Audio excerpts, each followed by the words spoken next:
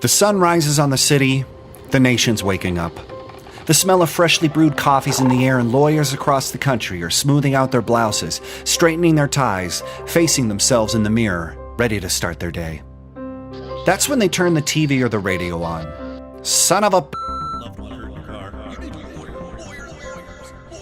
It's another advertisement from that law firm. Aggressive, pushy, off-putting. Why do lawyer advertisements have to be so salesy? Well, when surveyed about which professions Americans trusted most, advertisers were at the very bottom of that list. Along with lawyers. Lawyers are clearly serving a higher function than pushing coupons. You went to school, invested in your career. Well, then why the heck would you sell on a reputation you worked so hard to obtain with advertising? What if there was a way to think about legal advertising and marketing differently? What if, by understanding advertising better, lawyers can make better ads and defeat the bad ones? Is it possible? Let's find out.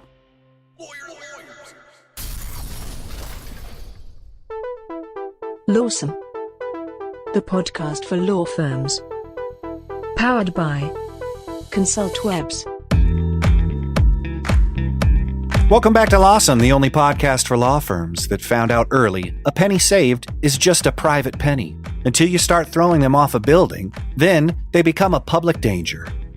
Further proof that your co-host Jake Sanders can't be trusted. Paul, why didn't you stop me from throwing those pennies? I mean, it seemed harmless at first. Me too. Yeah. You know, and then it was rolls of pennies and It bags. escalated. It's just you're moving some copper, my friend, and now it's gone too. I can't stop you. It's gone too far. It's my own personal tariff. I'm doing my own thing. Copper's coming back, kids. You do you, buddy. So, besides market manipulation through copper accumulation, what's on this show? On the show, we talk about how lawyers can work on their business rather than in their business with an article by master legal marketer Harlan Schillinger. And we sit down with the author legend himself and chat about the differences between advertising and marketing, plus some hard truths about law firm intake. And as always, we grill Harlan with 5 questions we ask everyone. Pull up a plate. It's the Hot Takes Buffet. The article today is from LinkedIn.com. It's an article by Harlan Schillinger. It's called, Are You Really Paying Attention to Your Business? Working in it or working on it? I'll give you a little brief summation. Most law practices, both large and small around the country, put way too much emphasis on reacting to the phone calls and leads that come in the door, rather than building a forward-looking strategy for the future of the firm. After all, they have so much coming at them. There is no way to become the innovative, thought-leading attorney you once envisioned for yourself. You must turn reactivity on its head even when you're making more money than you can count. Why? Because one day that random revenue stream might dry up before your eyes. Paul, Harlan, this interview that we have later is just slamming. What was your take on his article here? Because he touches on some stuff and he's super honest, authentic. What was your take?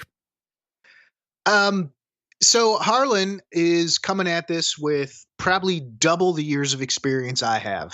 Mm-hmm. So I don't want to completely disagree with the man, but I like the idea of seeing marketing as just as vital and as incorporated and a part of your business as payroll, or utilities. I think that's good. I don't necessarily think you need to get the level of involvement that he suggests in this article, unless it's something that you're truly interested in. I think any more than you would expect your clients to start understanding Latin. Right. Well, in some way, you'd have to, making those decisions for your law firm, you'd have to have some basic understanding of the processes or workflows that you want to improve or enhance. But the thing I like about Harlan, and I think it's a really good point. Harlan has a wonderful way of putting this because a lot of law firms are making money and they don't understand why they should change. Or people are trying to start their own law firms and they're questioning how advertising and marketing plays into that. But for both of those, for the established folks and people who are just starting out, there's a common core of relationships being key, focusing on messaging and the words you're using and advertising, and also using within the firm, and finding a way to get those metrics to understand progress and how you can track it. I think if you're a lawyer, you need to understand that basic concept, and then you should believe in outsourcing and getting virtual assistants or finding people who do speak that Latin to help you translate success. And now, a word from our sponsor.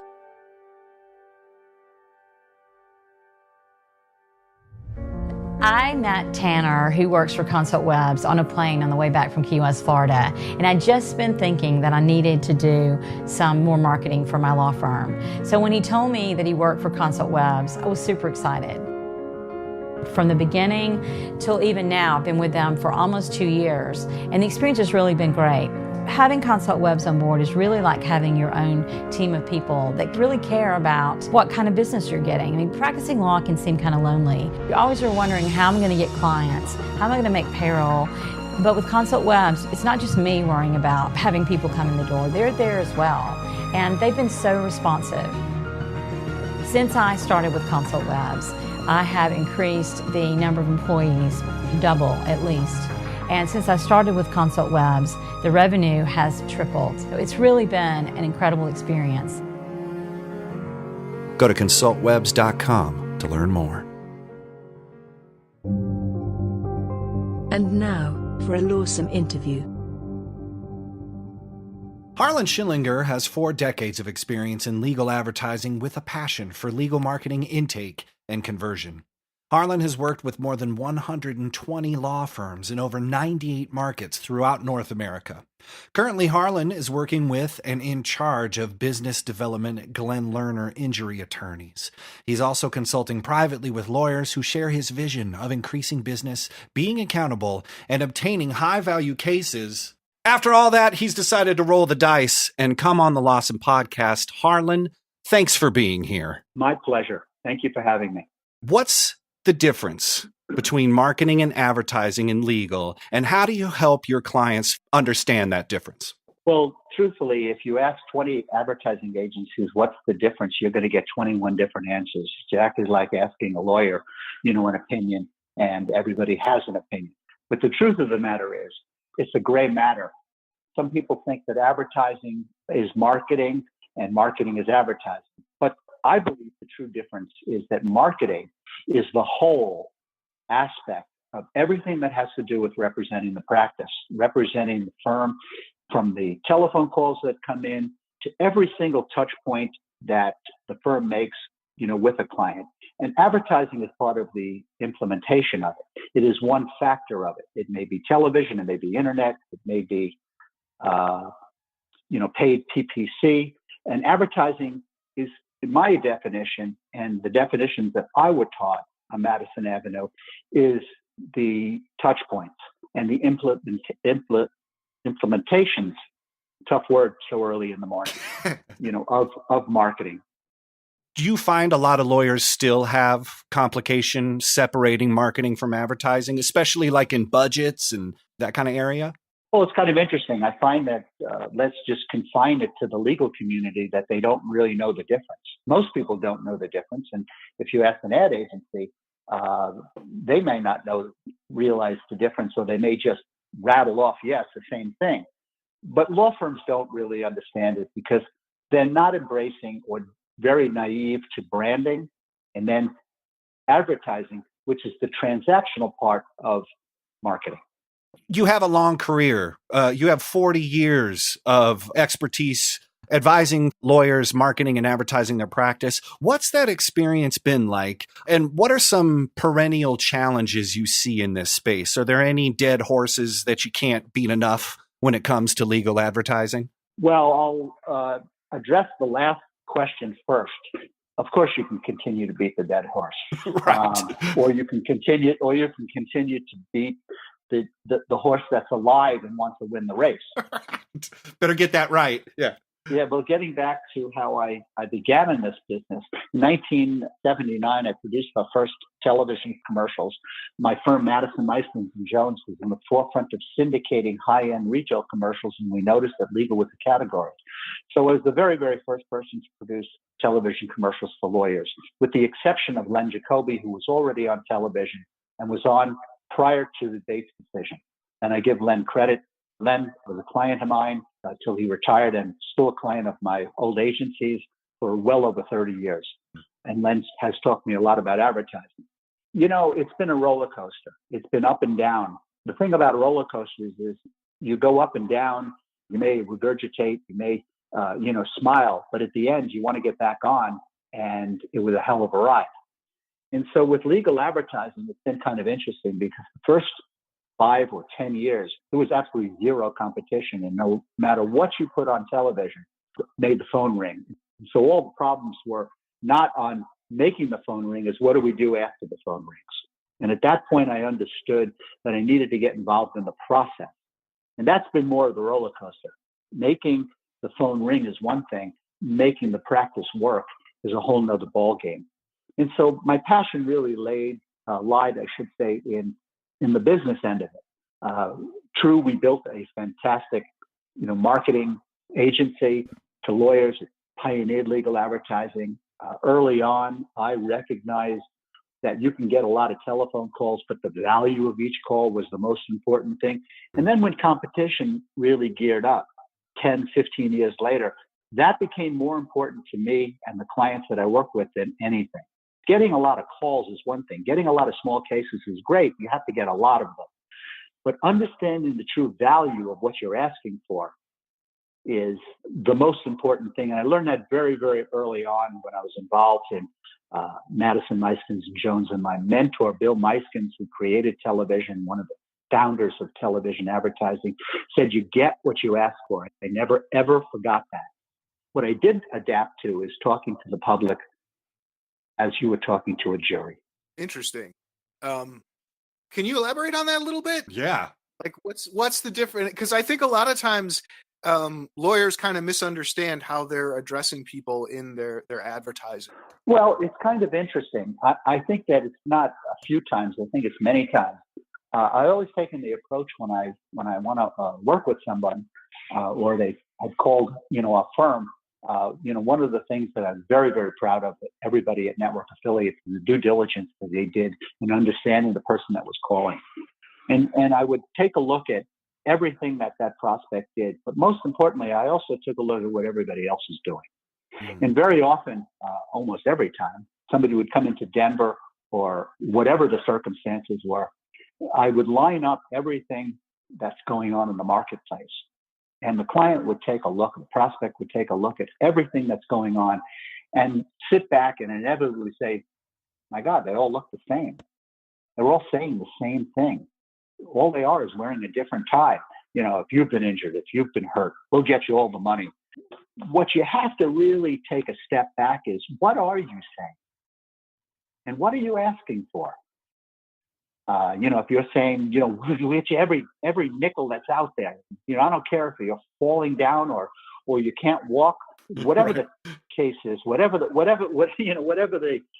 injury is, just call us. Well, what do you think is going to call you?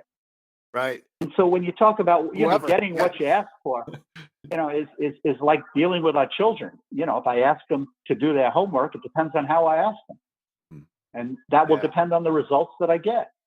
To get a little bit more into this, and especially talking about the evolution that we've kind of seen, mass media versus digital advertising, TV, radio, billboards. People have been saying that mass media has been, quote, dying for a while, which may or may not be true. But what are your thoughts on the differences between digital and mass media? And what do you think the TV advertising for lawyers looks like in the future? Well, again, let me go to the back end of the question. Television advertising is not dead. It's absolutely robust. And there are many segments of television that are growing. What is the issue with television that brings to the forefront of saying, well, television may be dead, is the fact that there is so many more options than the 10 networks that we grew up on. or I grew up on. You gentlemen are probably much younger, and you're considered cord cutters. So what is cord cutting? What is digital? So when you look at television, television is never going to go away. Television is where mainstream gets their media, and everybody branches off from that. I believe in television. I believe in digital. I believe in using television to drive digital. But if you're going to advertise and you take a look at what you have to work with, and let's take a big advertiser that is buying television, using digital, using database marketing, using and understanding how his prospects are digesting information. I think that's really your guidepost of how you are going to try to reach them. No question, digital is here. I remember, talking to our clients in 1996, and they said, "Yeah, well, we'll get around to it. We'll see what happens." Well, I sure wish I bought Google stock in '96 because I wouldn't be on the phone with you guys. I'd be on my own island, enjoying whatever I like to drink, which happened to be martinis. You got it all lined up, yeah. Well, yeah, I'm just saying it the way it is. Television advertising is here to stay. You have to be smart about it. You have to find your audience, and you have to understand that you're not going to put all your eggs in one basket, because all we did was television back between 81 or 79 to, maybe 5 or 7 years ago. Mm-hmm. And there's no question, television is not bringing the results if you're only using television the way it used to. But to say it's dead, say it's not viable is not accurate. It's not true. I mean, look at your news. Your news is growing. You start with news at 4 a.m. in the morning. Look at sports. Do we DVR sports, or do we want to see it right then and there? Mm-hmm. So you have to be really smart about where you're getting your content. But you absolutely cannot ignore digital. And digital is like the word marketing. What is digital? Digital encompasses everything that's digital. And then when it breaks down to the internet or PPC or database marketing or whatever you want to call it, that adds up to the sum of digital. Mm-hmm. So you have broadcast, which is all encompassing, and you have digital. And then you have, direct marketing, such as, well, I wouldn't call it direct marketing, billboards, and such. And, mm-hmm. and that's the landscape, that exists. So when we're talking about that landscape, and lawyers maybe understand that marketing their practice and trying to differentiate in a crowded marketplace, it's table stakes. Everyone knows. Now, the amount of how much they're willing to invest in growing their business through marketing, specifically the application of advertising, sometimes it's hard to turn people's thoughts, or sometimes it's hard to get them to redirect. Maybe they have massive budgets for TV, but maybe they need to start dwindling down, or maybe they are just doing digital and maybe they can add a radio campaign or something. So how do you help your clients that you consult in regards to marketing? How do you help them understand advertising as an investment? That's a very broad question. Sure. Advertising is a necessity. So therefore, it has to pay off for the investment to pay off. And it's very similar to picking stock or buying a house. You buy the right location. When you're looking at an investment, location is everything. So placing your advertising in the right location is the most important thing. At this stage in my game, I don't talk to people that I have to convince that advertising works. Yeah. I don't have enough time in the day to sometimes, do what I want to do. But the truth of the matter is, if you don't think advertising works, then you're not in my hemisphere or anybody else's hemisphere. The real truth of it is that everybody advertises. Whether you do advertise word of mouth or you advertise on television, you are advertising, or you're marketing yourself. When you shake someone's hand and you hand him a card, that's advertising, that's marketing, and that's a necessity. But I'd like to just pinpoint two situations where you have a very large advertiser who has a message and has a brand, and they pound away at that brand. But let's say you wake up one morning and you realize your numbers are not growing, or they're growing not like they used to. What do? where do you go and what do you say? First, I would look at the marketplace and I'd look at the demo that they're going after. Generally speaking, well, I shouldn't say generally, almost 99% of the time, they're aiming at a market. They're aiming at, let's hypothetically use an African-American market in an urban city. Well, in this economy, that's shrinking.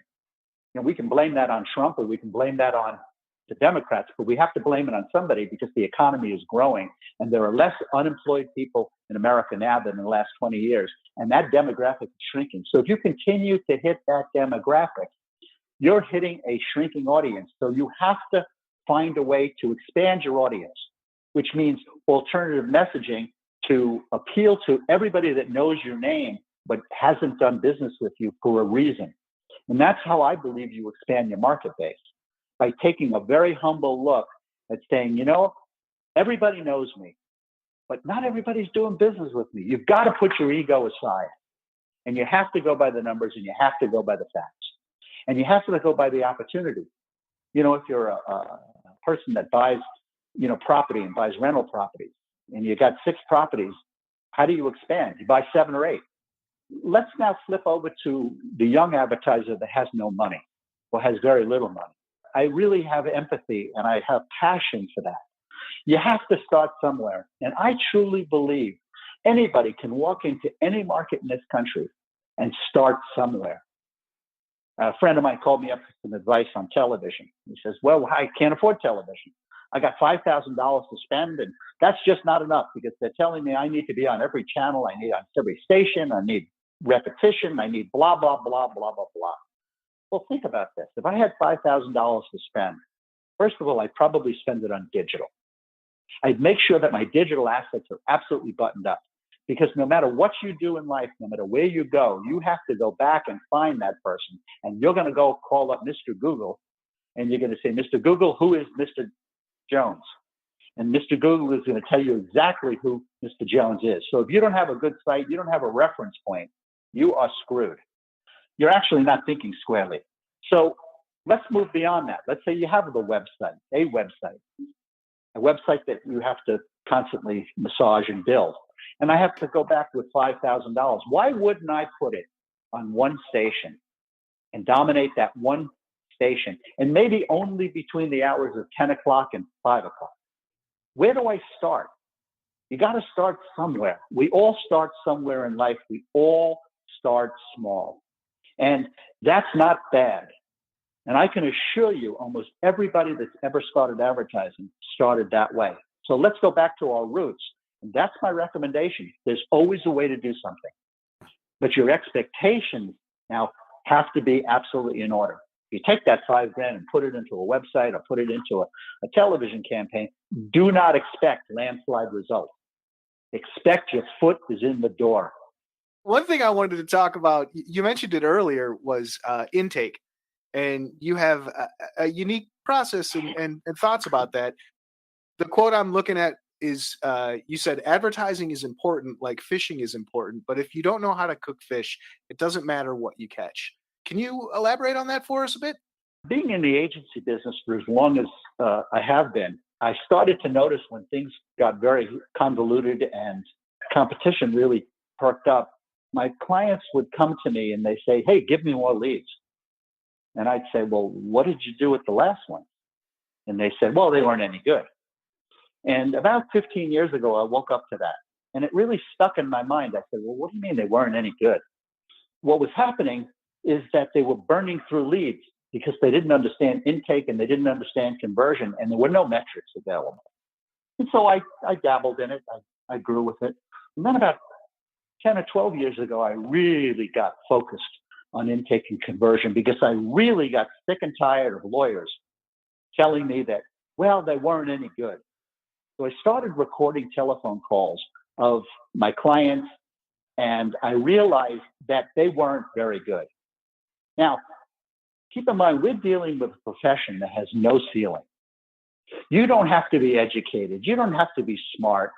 You can go on television. You can be an idiot, and you don't even have to like your clients, which I really resent, and make a lot of money. So you don't have to be very good at what you do, and you don't have to care about what you do. You just have to answer the telephone. That's a sad part about what we do and a lot of the lawyers that are involved in the profession in advertising. But let's put that aside for a moment. So I really started to focus on intake and conversion. And what I realized that if a client gets 400 calls in a month and he signs up hypothetically 20% of that, which is about the average around the country, that's grown a bit because of metrics. If he were to they were to increase their business, their intake and conversion without spending one more nickel in advertising, let's go to 2%, because I know those figures. That would put approximately $350,000 to $550,000 in net cash in that lawyer's pocket. And that's a pretty big jump. That's screw you money. That's money after you have spent everything, and it's sound money. And all they have to do is be smarter and sharper and follow up and service what they're asking for to do that. Now, of course, you can play with the math and you can say what happens with 4% and 6% and 10%. Yeah. And that's how I got completely focused on. And I realized that making a television commercial is a heck of a lot easier than dealing with the metrics and understanding of marketing. We've all walked into a retail store and they say, well, yeah, look at what's on the rack. Yeah, the sport coats are over there. Mm-hmm. Or you can really sell people, service them, and pay attention to it. We just had that conversation. That's such a great point where, you get put off by somebody saying, hey, can I help you? As opposed to being like, hey, I really like those shoes, man.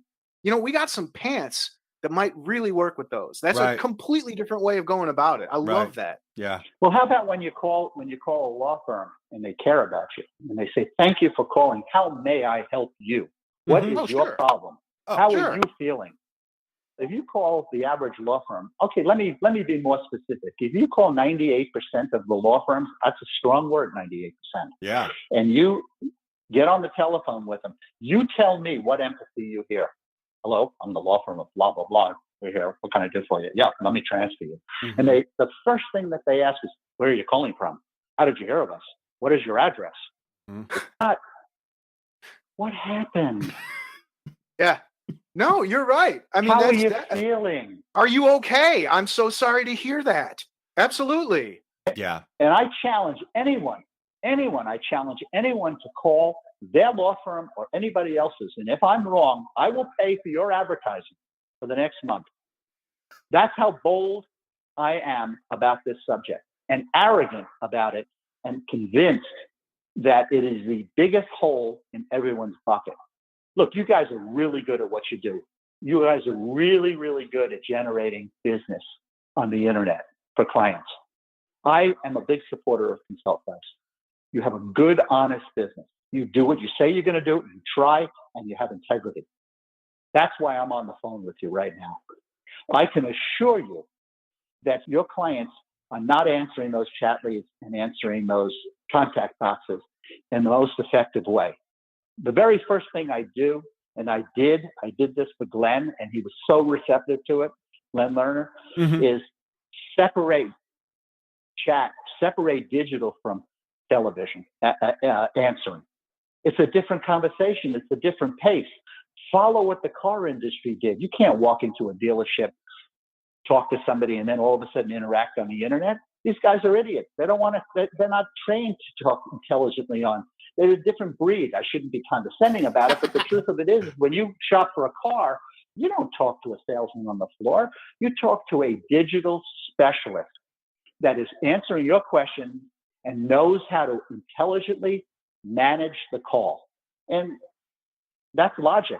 In regards to intake, I think a lot of lawyers might be doing their own intake. And at my old law firm, one of the things that the office manager, one of the administrators who was running the practice management was like, don't let the lawyers do intake because they anticipate the workload that may or may not go into the case, and they're listening for things and they're thinking, I don't know, this seems really complicated, or, ooh, this doesn't sound. Whereas if you help a lawyer understand, outsource this process, make sure you formalize it and get staff, if it's a third party or someone who can help you answer the phone properly, but help you gather more of those leads rather than cutting it off right in front. Because a lot of lawyers actually do intake, and I don't necessarily think that's a good idea. I mean, what do you think about that? Really quick, Harlan. Well, it's worse than that.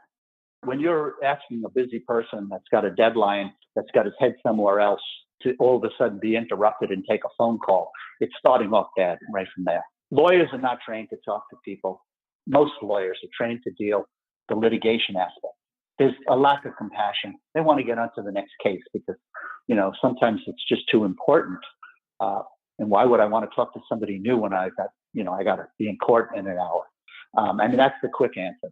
But the truth of it is that it's a business, and you have to answer the phone properly, effectively, and have a process in place. When you deal with lawyers, the process is disrupted, so there really isn't a process. Boom. That's it. You're right, though. There isn't a process. So a lot of people are wondering, man, I wish this was easy, but they don't have a process in place. So it's just sort of like a fire mitigation by arson. I don't know. Well, I call it fire, ready, fire, aim. Yep. Right. Absolutely. So, Harlan, thank you so much for providing this insight and wisdom in marketing and advertising. How can people learn more about you? Well, you can go to Mr. Google and ask them, and you just type in my name, and I think a couple of pages come up. My phone number is 303-817-7313. I've built a reputation on giving more than I take, but I think that's the best way, to find me. And if you really want to find me, you will. 5 questions we ask everyone. What was the last book you read? Oh, that's an easy question. It was by Chris Voss. It was on negotiating. I don't actually remember the specific title, but he's a former FBI, was the head negotiator for the FBI. Never split the difference. Yes. Never yes, split yes, the difference. I read it twice. Awesome. Great book. The whole thing about asking questions. Oh man, we could do a Love podcast on that. Okay. Yep. Number 2, what is your favorite place? My favorite place. Well, I just got back from a 3-week motorcycle trip. Awesome. And we did 4,600 miles actually in 10 days and a week. Wow. Up in South Dakota, where I spend all my summers. So I guess riding a motorcycle, going through the Grand Tetons and looking up to my right and seeing those peaks and just saying, I'm the luckiest guy in the world. And this is exactly where I want to be right now. Number 3, what sites, blogs, newsletters, or podcasts do you regularly check in with? I check in on the National Side Lawyers website. I make sure that I get their database information. I really like Filma because I think that it gives me some insight, gives me things to think about.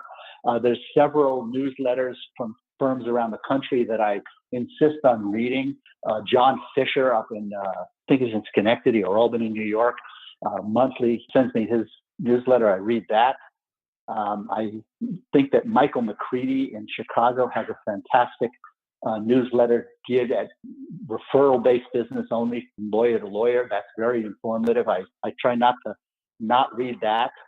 And I pay attention to verdicts. What's going on.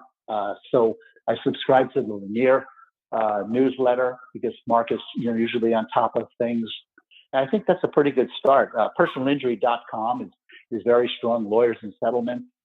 I think that's the tip of the iceberg. Cool. I try to consume information, especially when I'm traveling on flights. If you were stranded on a desert island and could only pick one condiment to take with you, what would it be?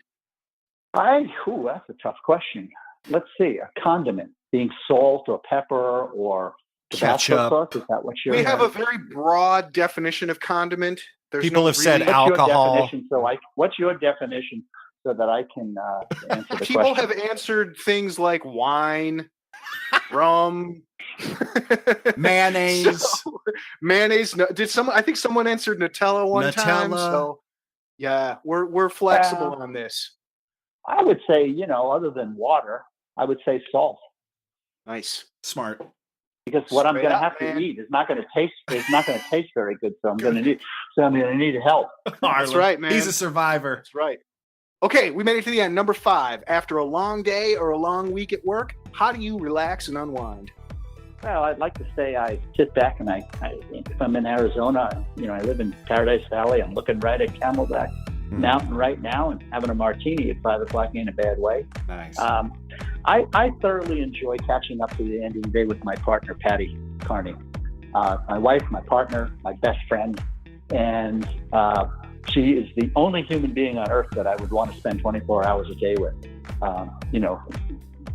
And so I guess that's the answer. I mean, that's the truth of it. It sounds simple and it sounds, esoteric, but the truth of it is we sit down and, have a martini and we just, whatever comes to our mind. For show notes, links, and info, go to thelawsonepodcast.com or follow us on Twitter or Facebook. Be sure to leave us a review and rating in iTunes or wherever you find the you listen to. Until next week, stay lawsome.